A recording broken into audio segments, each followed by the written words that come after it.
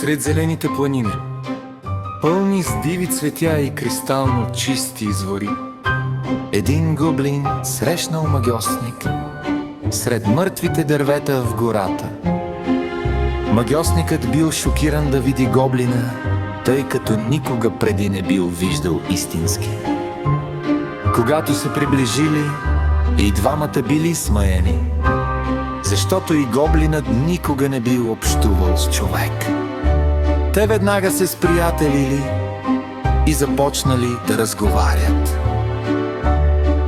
Магьосникът казал на гоблина, че винаги е искал да бъде по-физически привлекателен и че е молил вещицата Огдолената за помощ, но това било безполезно.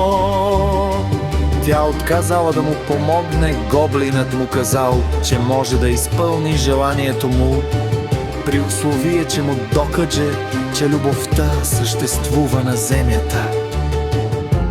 Магьосникът отговорил: разбира се, това е детска игра, ще видиш.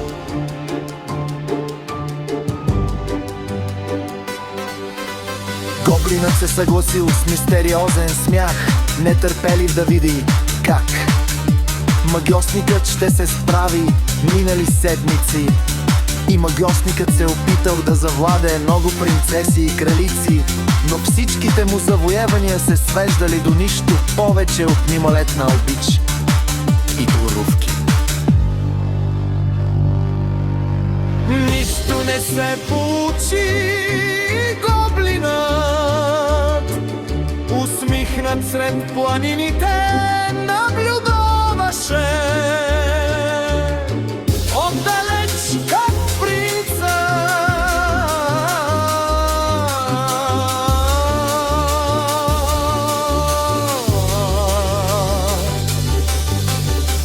Замутваше да дукаше, че любовта съществува. Дните минаваха и магьосникът се изтощаваше. Един следобед мъже от селото видяха и чуха деня, в който гоблина и магьосникът се срещнаха и сключиха пакт.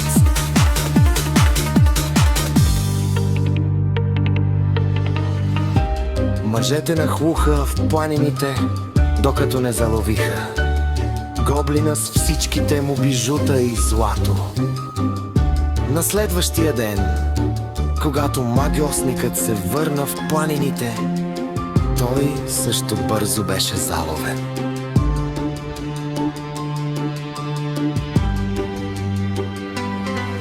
Като пленник той осъзна, че не е сам.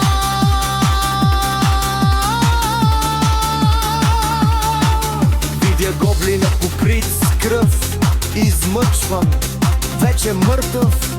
Виждайки сцената, гоблинът се препревър да плаче и да крещи.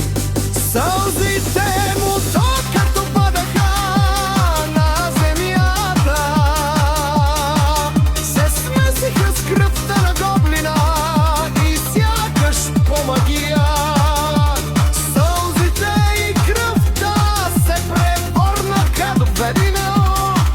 Кръвта на пода замужна да изчезва. Докато гоблинът не се съживи и накрая освободи магьосника, гоблинът каза на магьосника: виждаш ли, истинската любов съществува. И тя не е това, в което светът вярва. Той взе гоблина и го прегърна с голяма радост и любов. Но края гоблинът каза на магьосника, че щом е изпълнил молбата, сега желанието му се сбъдна и магьосникът пожела да живее в планината с гоблина и да бъде щастлив завинаги. Желанието му беше изпълнено. Господарю мой,